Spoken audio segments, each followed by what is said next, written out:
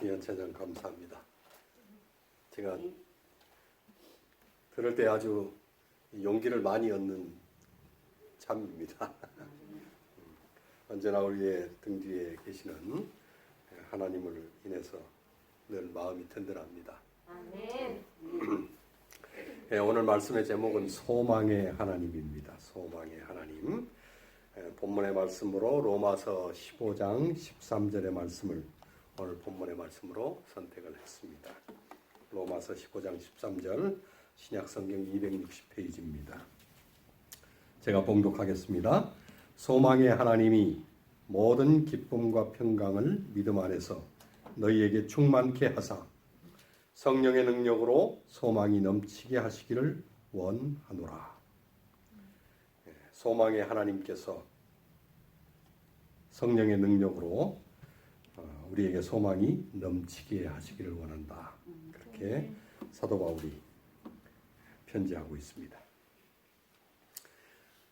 하나님에 대한 여러 가지 명칭과 호칭이 있겠지만 그 중에 중요한 하나님의 호칭은 하나님이 소망의 하나님이시라는 것입니다.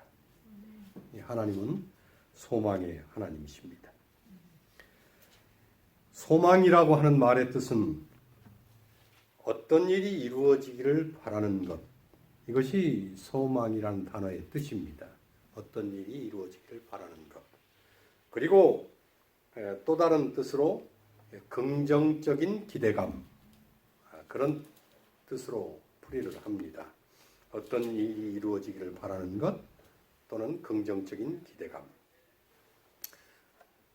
한마디로 하면 바램과 기대가 소망이라고 하는 것입니다.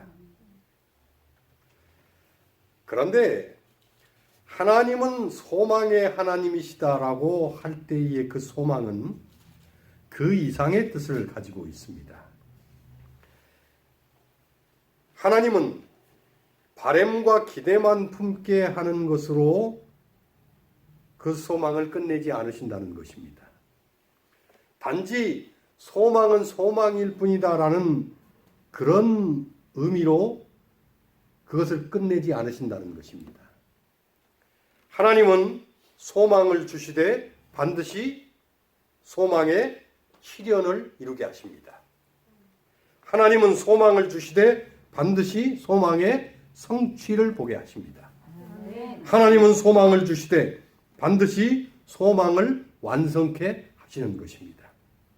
그러니 세상적으로 소망을 품으라고 하는 말과 하나님께서 소망을 주셨다고 하는 그 말은 그 말 자체가 전혀 어쩌면 다른 의미를 가지고 있습니다. 하나님은 소망을 주실 때에는 그냥 품다가 끝내라 하는 용도로 소망을 주시는 것이 아니고 소망을 주실 때에는 그 소망을 반드시 이루겠다고 하는 약속과 함께 소망을 주신다는 것입니다. 그래서 하나님은 성령의 능력으로 소망이 넘치게 하신다는 것입니다. 소망을 품게 하시되 넘치는 소망, 큰 소망, 높은 소망을 갖게 하시는 것입니다. 그러니 하나님을 믿는 사람은 언제나 소망을 품어야 합니다. 하나님이 소망의 하나님이고 소망을 주시는 하나님이시라면 그 소망을 받고 그 소망을 품는 것은 우리의 몫인 것입니다. 또한 하나님을 믿는 사람은 언제나 소망을 품기도 하지만 또 소망을 주기도 해야 합니다. 소망이 없는 사람에게 소망을 주고 소망이 없는 세상에 소망을 주는 것, 이것이 하나님께로부터 소망을 받고 살아가는 그런 그리스도인들의 해야 할 몫이라는 것입니다. 세상에는 두 종류의 사람이 있습니다. 신앙 안에서의 어떤 관점을 떠나서 세상에도 두 종류의 사람이 있어요. 하나는 다른 사람에게 힘과 용기와 소망을 주는 사람이 있습니다. 반면에 용기를 꺾고 기운을 빼고 낙심케 하는 사람이 있습니다. 그런데 소망의 하나님을 믿는다고 하는 그리스도인들 중에도 남을 낙심케 하는 사람들이 있습니다. 이것은 정말 소망의 하나님을 믿는 사람들에게는 걸맞지 않은 것입니다. 정말 우리가 소망의 하나님을 믿는다면 우리는 언제나 어디서나 소망을 주는 사람이 되어야 합니다. 남에게 용기와 소망을 주는 사람은 상대에게 좋은 영향을 끼치기도 하지만 사실은 본인 자신도 행복하게 됩니다. 남을 행복하게 하면 자기는 더 행복해지는 것입니다. 반면에 용기를 꺾고 낙심케 하는 사람은 상대방에게 나쁜 영향을 끼치기도 하지만 본인 자신도 불만 속에서 늘 불행하게 살아갑니다. 남을 아프게 하고 상처를 입히면, 그래서 남을 불행하게 하면 그렇게 만든 그 사람도 결국은 그 끝이 아름다울 수가 없는 것입니다. 그래서 내가 행복하려면 남을 행복하게 하면 됩니다. 내가 축복을 받으려면 남을 축복되게 하면 되는 것입니다.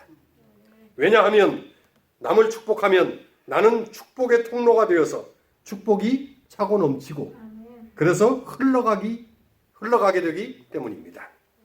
창세기 22장 18절에는 하나님께서 아브라함에게 너로 말미암아 천하 만민이 복을 얻을 것이라고 말씀을 하셨습니다. 이 말씀을 직역하면 하나님께서 아브라함을 천하 만민을 위한 축복의 통로로 쓰신다는 것입니다. 하나님께서 왜 아브라함을 이런 축복의 통로가 되게 하셨을까? 창세기 22장 16절에는 아브라함이 네 아들 내 독자라도 아끼지 않고 드렸으니 나도 너에게 큰 복을 주고 너의 씨로 크게 성하게 하는 것이라고 말씀을 하십니다. 아브라함이 하나님께 아끼지 않고 드렸다는 것입니다. 그러니 하나님도 아브라함에게 아끼지 않고 준다는 것입니다.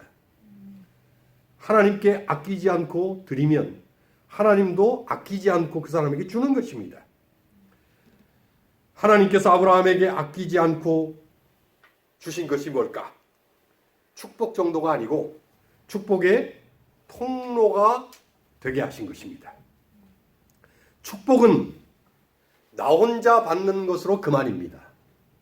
그러나 축복의 통로는 내가 받은 축복을 남에게 나누어 주고, 그러면 나는 하나님께 더 받고, 또 받으면 더 나누어 주고, 그러면 또 받고, 이렇게 계속해서 넘치도록 축복을 흘려 보내는 것입니다. 사람이 하나님께 잘하고 남들에게 잘하면, 그래서 용기를 주고 소망을 주는 사람이 되면 하나님의 넘치는 축복을 받고 그 축복의 통로로까지 쓰임받게 되는 줄 믿습니다. 여호수아 2장 12절로 13절에 보면 기생 라합에 대한 그런 기사가 나옵니다. 여기 이런 말씀이 있습니다.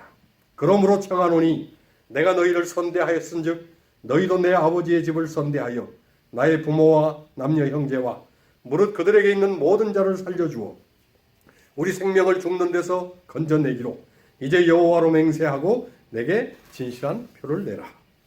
이 말씀의 배경은 이런 것입니다. 가나안 변경에서 출애굽의 지도자인 모세가 이제 죽었습니다.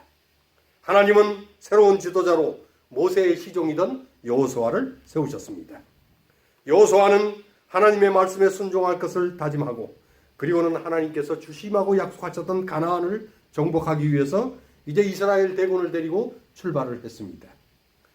그런데 가나안 땅의 초입에는 여리고라고 하는 난공불락의 성이 있는 것입니다. 여호수아는 여리고를 함락시키고 정복을 해야만 가나안을 향해 나아갈 수가 있었습니다. 그래서 신실한 정탐꾼 2명을 뽑아서 여리고 성에 들여보내고 그 성의 상황을 파악해서 보고하도록 했습니다. 그런데 어떻게 해서 이 정탐꾼이 몰래 들어왔다는 사실을 여리고의 몇 사람들이 알고 여리고 왕에게 이스라엘 정탐꾼이 땅을 탐지하러 왔다고 고한 것입니다. 그리고 그 정탐꾼들이 기생 라합의 집에 유숙하고 있노라고 말까지 했습니다. 여리고 왕은 즉시 군사를 보내서 라합의 집을 수색을 하고 정탐꾼을 끌어내라고 명령을 했습니다. 하지만 기생 라합은 정탐꾼들에게 혹시 이런 변고가 생길지도 모른다는 생각에 미리 그들을 지붕 위 3대 속에 정탐꾼들을 숨겼습니다. 그리고는 정탐꾼을 잡으러 들이닥친 여리고 군사들에게 조금 전에 이미 그들이 성문으로 내달렸으니 급히 따라가면 잡을 수 있을 거라고 이야기를 했습니다. 그러자 여리고의 군사들이 성문을 향해서 발길을 돌리고 이제 기생라합은 지붕에 올라가서 그 두 정탐꾼들에게 이 자신의 속마음, 신앙 고백을 했습니다. 풍문에 의하면 이스라엘이 여리고를 침공한다는 소식을 내가 들었다. 내가 믿기로 여호와께서 이 땅을 너희에게 주신 줄 내가 안다. 왜냐하면 애굽에서 너희가 나올 때에 홍해물을 마르게 하시고 요단 저편에 아모리 왕과 시온과 옥을 전멸시켰다는 소식도 내가 들었다. 그런 말을 들었을 때에 내 마음이 녹고 정신을 잃을 정도였다. 내가 생각할 때에 너희의 하나님 여호와는 상천하지의 하나님, 하늘과 땅을 통치하시는 하나님이심이 분명하다. 그래서 나도 그런 하나님을 믿고자 너희를 선대한 것이다. 그러니 너희가 곧바로 여리고를 친다고 하니 그때에 너희도 나를 선대하고 내 집과 내 가족들을 선대해달라. 이러한 기생라합의 고백과 정탐꾼들에 대한 선대에 대하여 두 정탐꾼들이 라합에게 약조를 합니다. 이스라엘이 침공할 때에 창문으로 붉은 줄을 달아 내려라. 그러면 너의 집인 줄 알고 우리가 그 집은 침공치 않고 돌아갈 것이다. 후에 약속대로 기생라합과 그 가족은 붉은 줄을 창문으로 내리고 그 표시로 인해서 구원을 받게 됐습니다.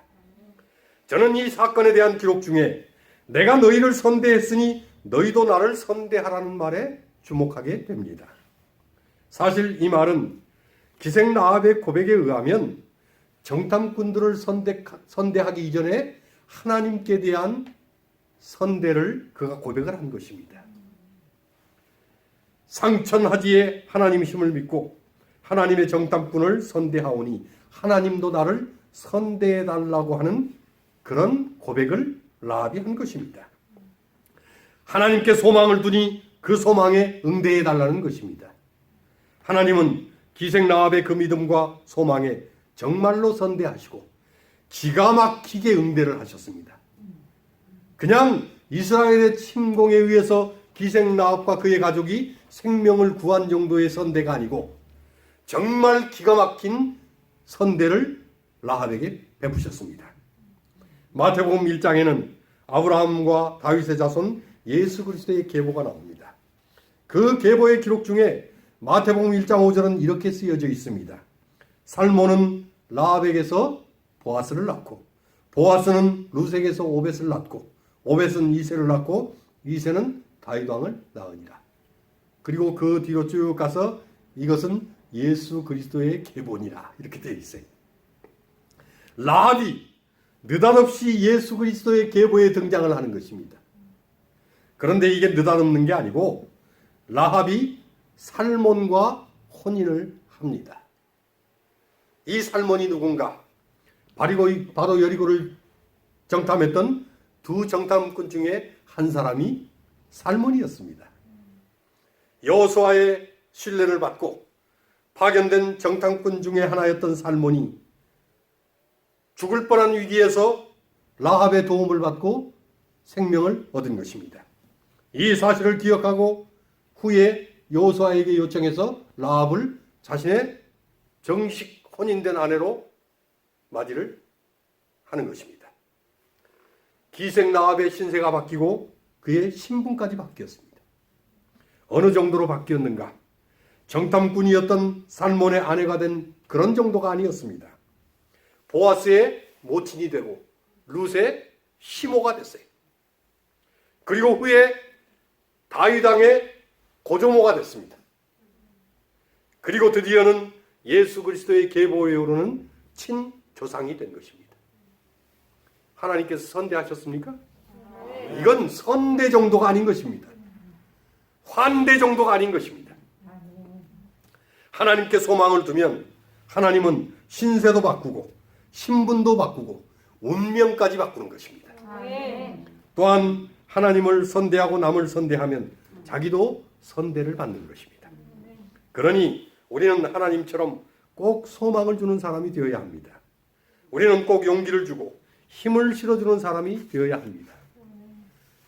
우리는 꼭 남을 선대하고 남을 축복되게 해주는 사람이 되어야 합니다. 지금 우리는 코로나 때문에 정신적으로 위축되고 경제적으로도 쉽지 않은 상황에 처해 있습니다. 많은 사람들이 불안해하고 현실적으로도 여러 가지 압박을 느끼고 살아갑니다. 이런 때일수록 소망의 하나님을 나누고 또한 소망을 주는 말을 해야 합니다. 하나님께 소망을 두십시오. 하나님께서 꼭 모든 문제를 해결하시고 은혜를 베풀어 주실 겁니다. 걱정하지 마십시오. 하나님께 모든 것을 맡기십시오. 이럴 때일수록 소망의 하나님을 나누고 정말 소망을 주는 말을 우리가 해야 하는 것입니다. 1997년 한국에 IMF가 왔습니다. 국가가 부도의 위기에 처하게 됐어요.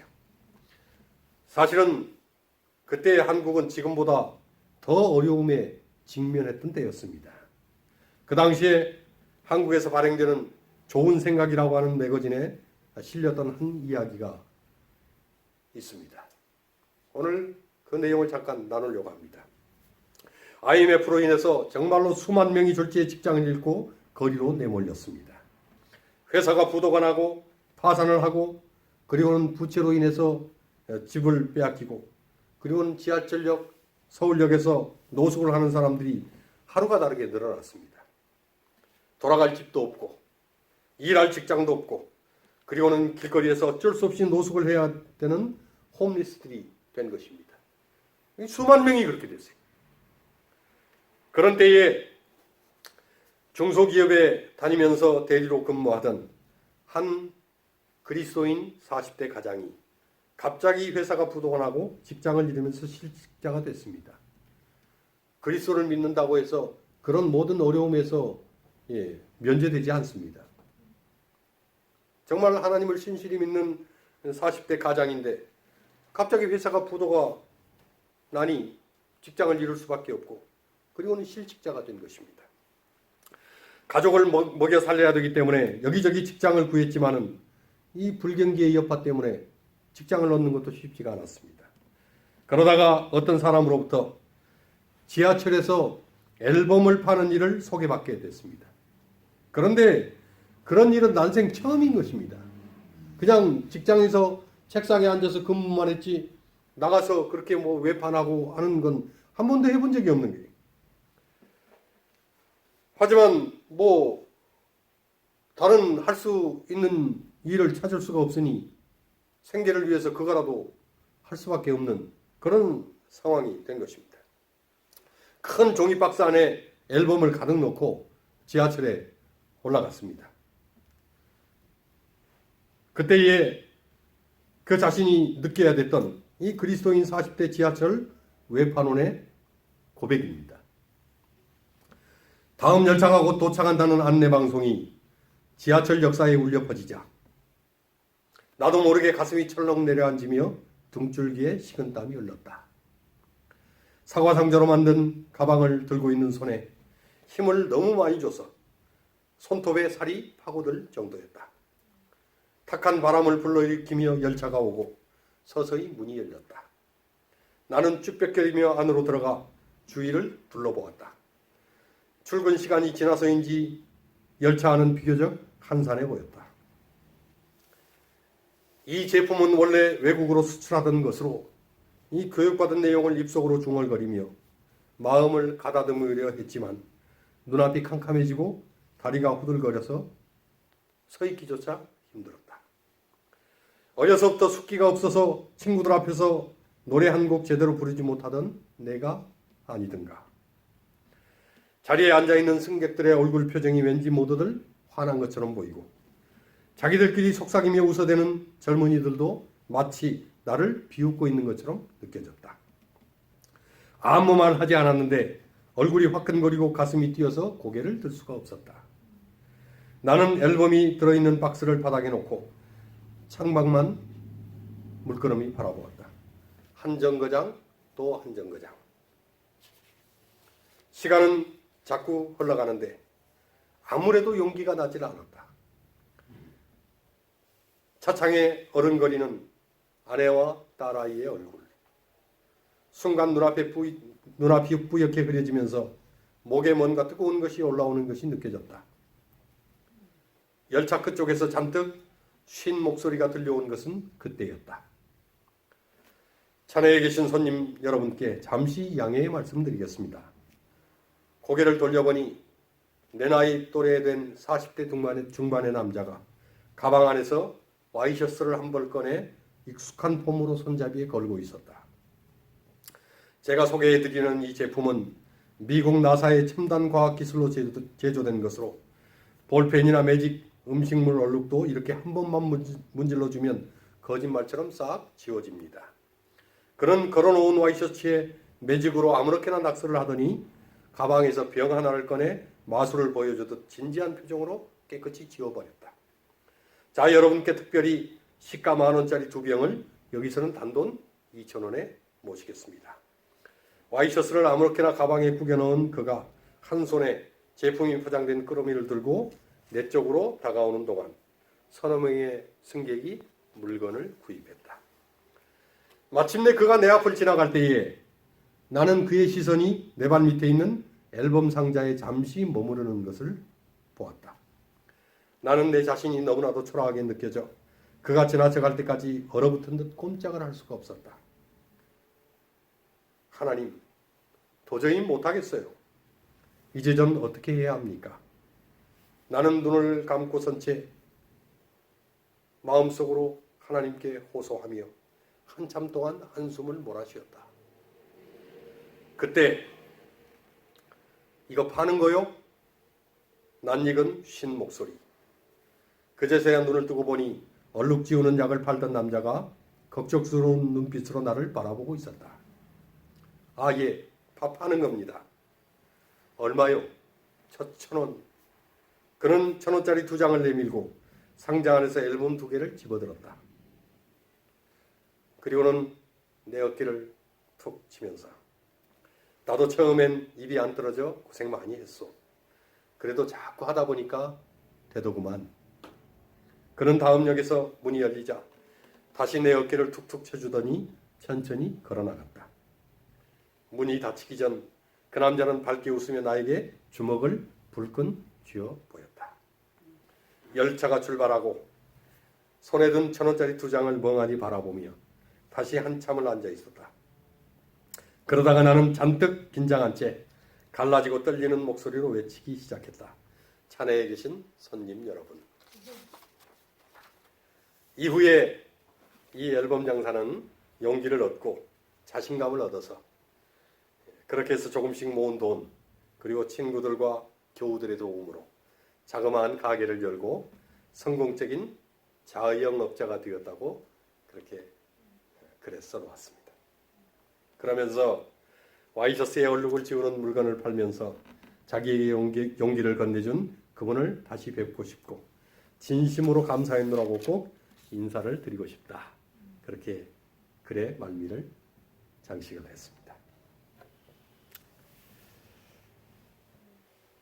자신에게 용기를 준 그 짧은 한마디가 이 사람을 다시 일으키고 세워진 것입니다. 짧은 인생을 살면서 남에게 소망을 주고 용기를 주는 사람이 됐으면 좋겠습니다. 남에게 밝은 세상을 말해주고 소망스러운 내일을 소개하는 사람이 되면 좋겠습니다. 그러면 그 사람은 본인 스스로도 더 밝고 소망이 넘치게 살게 될 것입니다. 그런데 꼭 기억할 것은 소망이 소망으로만 끝나게 하지 않으시는 소망의 하나님을 먼저 내 자신이 붙잡고 살아야 한다는 것입니다. 사람은 자기에게 있는 것만을 남에게 줄 수 있습니다. 내가 소망이 있어야 남에게 소망을 주고 그러면 더 넘치는 소망이 생겨나고 그러면 더 넘치도록 소망을 나누어 주고, 그리고는 더 흘러넘치는 소망을 하나님께로 받게 되는, 그래서 그 소망이 선순환되는 그런 축복을 누리게 되는 것입니다. 그러니 먼저 언제나 소망의 하나님을 붙잡고 사시기를 기원합니다. 힘들고 어려울 때에 소망의 하나님을 바라보십시오. 힘들고 어려울 때에 소망의 하나님을 붙잡는 것입니다. 힘들고 어려울 때에 소망의 하나님께 우리의 모든 그 어려움을 맡기는 것입니다. 여기 영감의 글 주님을 첫째로 높이자 331페이지에 엘렌 G. 화이트는 이렇게 말씀을 합니다. 소망은 우리 앞에 놓여 있다. 영원한 생명의 소망도 우리 앞에 있다. 그분을 믿음으로써 우리는 안전하고 든든한 영혼의 닷 같은 이 소망을 가지게 된다. 우리 앞에 놓여 있는 저 영광스러운 소망을 명상하고 믿음으로 붙들라. 어떤 어려움 속에서라도 소망을 주시는 하나님을 붙들라는 것입니다. 그러면 그 붙든 소망을 소망의 성취로, 소망의 실현으로 이루어지게 하신다는 것입니다. 또한 우리의 최고의 소망은 하늘에 가는 것입니다. 그러기 위해서 예수 그리스도께서 재림하시는 것입니다. 재림은 우리의 영원한 소망입니다. 날마다 예수 그리스도의 재림의 소망을 마음에 품고 또 살아가는 동안에는 소망의 하나님과 소망을 넘치게 하시는 성령의 능력을 붙잡고 살아갈 수 있게 되기를 바랍니다. 그래서 그 소망 때문에 꺾이지 않는, 그 소망 때문에 당당한, 그 소망 때문에 위축되지 않는 그런 믿음을 가지고 날마다 승리하면서 살아갈 수 있게 되기를 간절히 바랍니다. 하나님은 소망의 하나님이십니다. 우리 역시 그 하나님 안에서 소망의 사람들이 되기를 간절히 바랍니다. 그리고 소망을 나누어주고 소망을 이루어가는 그런 주의 사람, 성령의 사람들이 우리 모두가 될 수 있게 되기를 주님의 이름으로 간절히 축원합니다.